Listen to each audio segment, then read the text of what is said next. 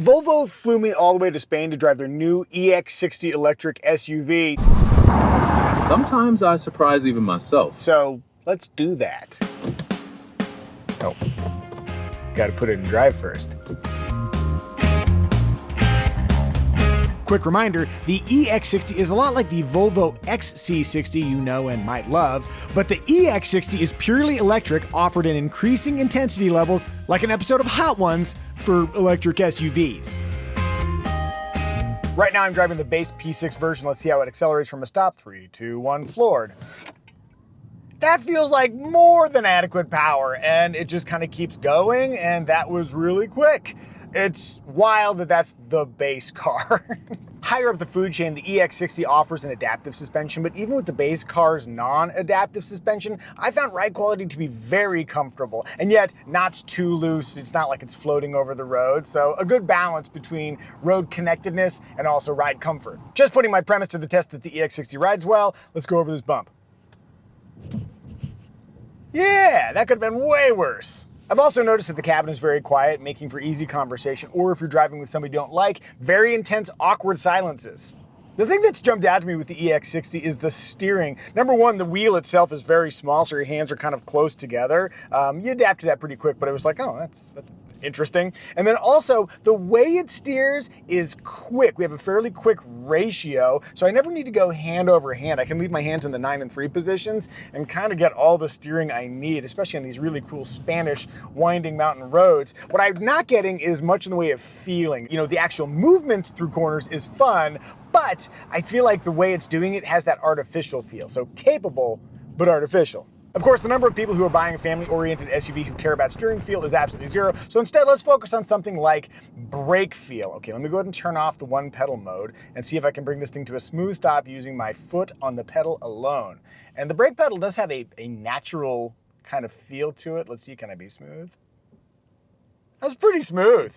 Oh, let's do that one more time with one pedal activated and see if the vehicle can beat me. Feet off both pedals, and I think I was smoother than that. It was close, but I'm going to take the win. In terms of visibility, as I look around the vehicle, I can actually see in all directions without much problem. I think the A-pillar is pretty thick, so if you're at an intersection and maybe somebody's like standing or coming through a crosswalk right there, you'd want to be aware. But otherwise, I can see out great. Another thing that's working for me in the EX60 is the screen setup. We got the center one right here, but we got that little info screen way up there on the dash, and it's plenty vivid. I'm getting navigation directions right in there, and yeah, it's got that same simplicity as we have over here in the infotainment space, but right front and center, close to where my eyes should be looking anyway.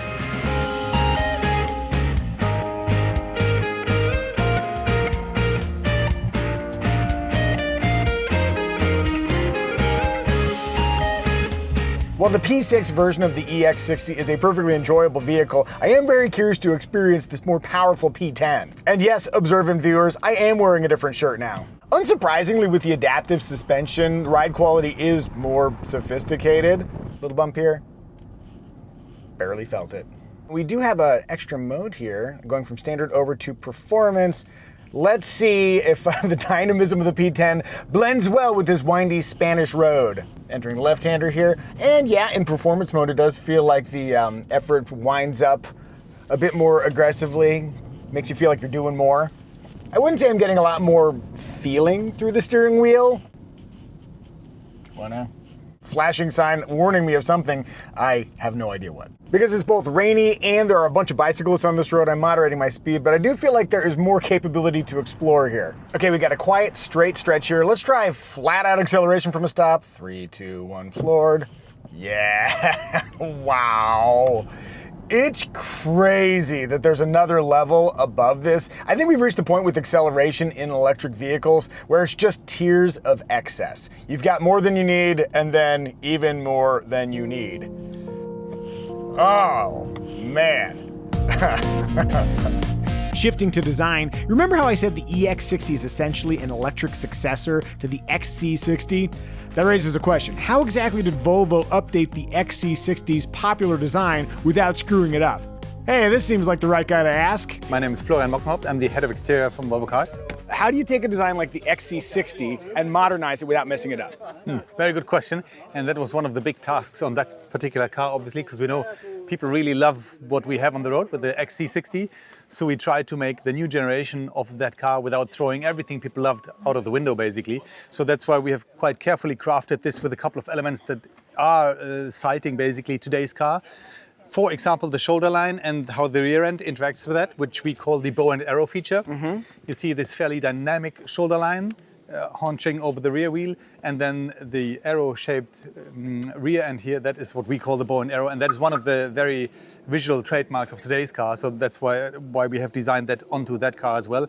And we think that works really nicely because a lot of people say, that really looks just like a next generation of XC60, which obviously it is. It's electric twin, so to say. Gotcha. And then if you had to identify a design feature that you appreciate, but you don't think most people who are looking at it would notice, what is your most favorite feature? What people underestimate is to make a car like this that still feels like a true SUV, but combine that with a CD of 0.26, which is actually quite hard because, of course, the body style of an SUV is not exactly very good friends with an aerodynamicist. Yes. So this is actually dropping quite a bit on the roof to get a small dead air surface behind the car, and that was actually quite a task to spoiler up, spoiler down, spoiler up, spoiler down, diffuser up, down, all these things, basing that, getting that to a good level. That was a lot of work. And like I said, it's not so obvious, only if you step away a bit, but then it is a thing that I appreciate.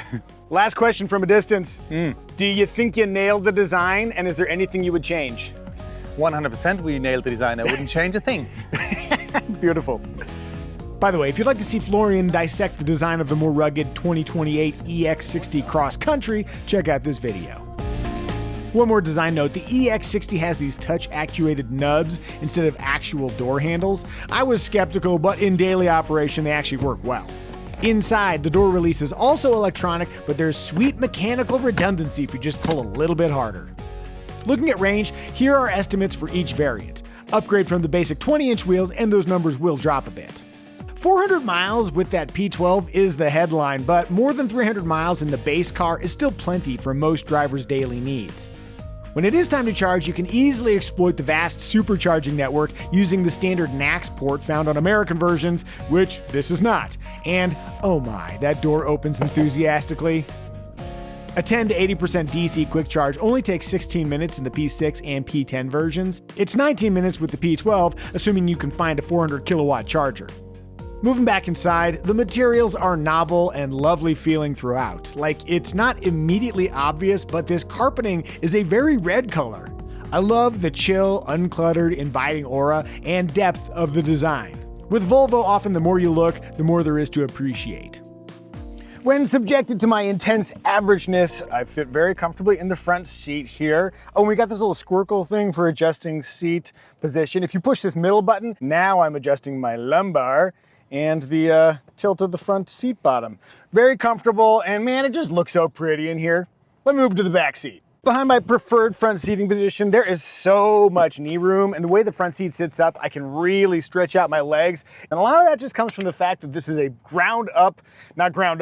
from the ground up electric SUV. We also have that flat floor because we got no driveline we have to accommodate or no exhaust system. So even in this middle position, I've got great headroom. My legs are in very comfortable positions. Just a really spacious, comfortable SUV. Gosh, the materials are so lovely.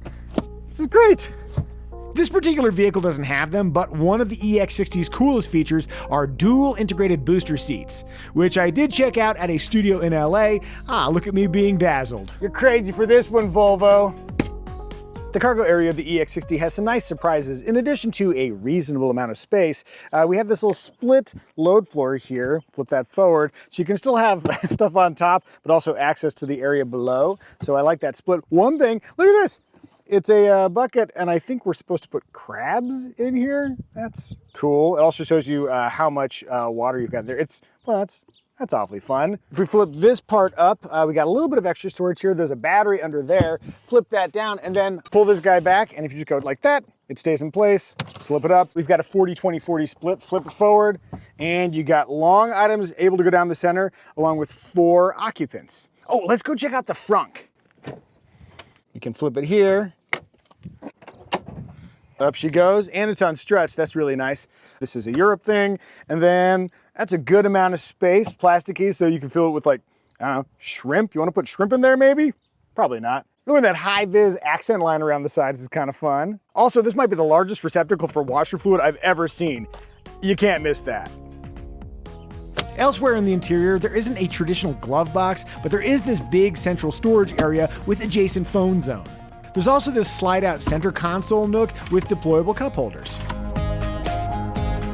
Taking a look at the armrest, I'm for some reason in a mall parking lot. Inboard, we've got a pretty solid squish factor. It's firm, but definitely yielding, no hard plastic under there, and that stitching does not interfere with my delicate elbow skin on the outboard. Same deal, and really easy access when driving in an 8 and 4 position. I rate the Volvo EX60 a 4. I almost want to go 5. Nah, let's go 5 in honor of Spain on the all-new Micah Museo Fuzzy Bunny armrest test. One point of pride for the Volvo team is the EX60's infotainment setup, which features this slightly curved 15-inch touchscreen. Having spent some time with the EX60's infotainment system, I have thoughts. Number one, I like it. It is as clean and simple as the rest of the Scandinavian designed interior, which is critically important for a feeling of cohesiveness. But along the bottom here, you've got this fixed menu. So you got your climate controls right here. This is where you adjust the vents, by the way. If you don't like electronic vents, this might be problematic, but I find this pretty easy to use. Over here though, you got the car icon that pulls up, all your quick controls, lighting, vehicle drive modes, one pedal drive mode, that kind of stuff. And then over here on the left side, if we go back to the home menu, you've got contextual stuff. These change depending on your needs. So if you need to adjust the mirrors, you can get it there and do that. I've parked recently, and so it's got that camera button there, so you can easily pull that up. By the way, that 360 cam, wow, that's great visibility, very clear, very, very useful. The other big deal here is Google's AI conversational assistant. Hey Google, let's talk. Can you do me a favor? Can you write me a limerick real quick about recording an infotainment video while looking at Montserrat in Spain? Oh yeah, let's try this. How about something like this?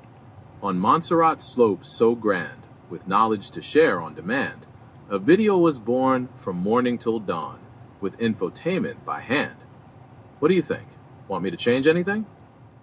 I'm stunned you were able to do that. Well done, Google. Why, thank you very much. I'm glad you like it. Sometimes I surprise even myself. But is there anything else you'd like to write, or is there another task I can help you with? Do you mind hosting the rest of this video for me? Can you talk about the infotainment system in the EX60? I'm on it. All right, so the EX60's infotainment system is supposed to be super reactive thanks to some powerful chips. It's got a big 15-inch vertical touchscreen and uses Google's latest software, so you'll have things like Google Maps built right in. Plus, there's... Oh, damn, I touched a button and now we stopped. Anyways, it's very, very helpful. Another point of pride for Volvo is safety. They pioneered seatbelts in cars and have long advanced the cause of impact safety, rollover safety, and the ability to hit a moose with confidence. With the EX60, the Volvo safety folks set their focus on seatbelt adaptability. Tell us about the seatbelts and why they are special. Well, with the new EX60, we have the multi-adaptive belt. It's actually not just the belt, it's the whole system. When you're in, for instance, a front crash, you need to have different forces applied on your body to prevent you from hitting something in front of you. So you have the airbags and the belts, but more importantly, depending on where you're sitting, how tall you are, how much you weigh and so forth, you need more or less force. This enables that much more than with today's where we set different levels. The car has sensors on the outside. You have the crash sensors, of course, but then you have radars, cameras. So the car can identify what kind of situation it is and what kind of severity it is. And how does it determine the occupant's situation? So there are radars in the roof. They are also used for the no one left behind system. Actually 5 radars across the occupant compartment. And there is also a camera sensor in the middle here. And then, of course, sensors in the seat, etc., that can provide information. And then you have the brain of the car with the core compute and our Huygens core software to give that right information to the safety belt. Well, the multi-adaptivity is basically we can set different profiles of the force to be applied. So 4 different force levels and 11 different profiles. And that's sort of the key to be able to do this. The safety belt, I mean, that's a Volvo invention. Putting our cars in 1959, and now it's really taking another step in that approach. It's one of the best lifesavers in road traffic. So highly adaptable safety and a very advanced system. I have a question for you. Can you tell me, who is Hugin Core named after? Hugin, well, Hugin is one of the, what's that called in English? Called ravens. He's one of the ravens from Old Swedish or Northern mythology. Sits on Odin's shoulder, right? He sits on his shoulders and gives him information on what is happening around him. Gotcha. So you passed the safety test and you also passed the Hugin test. High five. Yeah, all right. One more note, while sitting in Barcelona traffic, my seatbelt suddenly tightened, then a scooter blasted by me on the right. The EX60 had spotted it inbound and smartly prepared for impact. Good job looking out for me, car. Pricing for the Volvo EX60 starts at $58,400 plus destination charges for the base P6 rear-wheel drive plus trim, which has a panoramic roof, a 360-degree camera system, that 15-inch curved touchscreen, 21-speaker Bose audio, and a bunch of other stuff. Among competitors including the BMW iX3, Audi Q6 e-tron, and the upcoming Mercedes-Benz GLC electric, the Volvo EX60 is a value-priced alternative. Interestingly, the EX60 also costs thousands less than the current Volvo XC60 plug-in hybrid electric vehicle. So, along with all of its positives, the EX60 is also something of a value. For a less expensive alternative, you might also consider the Tesla Model Y. Oh, and quick note, the EX60 will launch in the US with the P6 and P10 versions, and then later in 2026, the P12 will arrive. For a simple dude like me, the base plus trim is plenty indulgent, but a few good reasons to get the fancier Ultra trim include premium seating surfaces, heated rear seats, and an electrochromic function for the panoramic roof, but especially the 28-speaker Bowers & Wilkins audio system that comes on that Ultra trim. Now, you can't hear it for copyright reasons, but here I am very much enjoying Owner of a Lonely Heart by Yes. The Bowers & Wilkins audio system sounds rich, powerful, and immersive. And enough of that. Let's wrap this up. So encapsulating what we have here, the Volvo EX60 is an electric SUV that's stylish, easy to live with, has plenty of power, ample range, and it's competitively priced. Oh, and it's also a pleasure to drive. That sounds like a winning formula to me.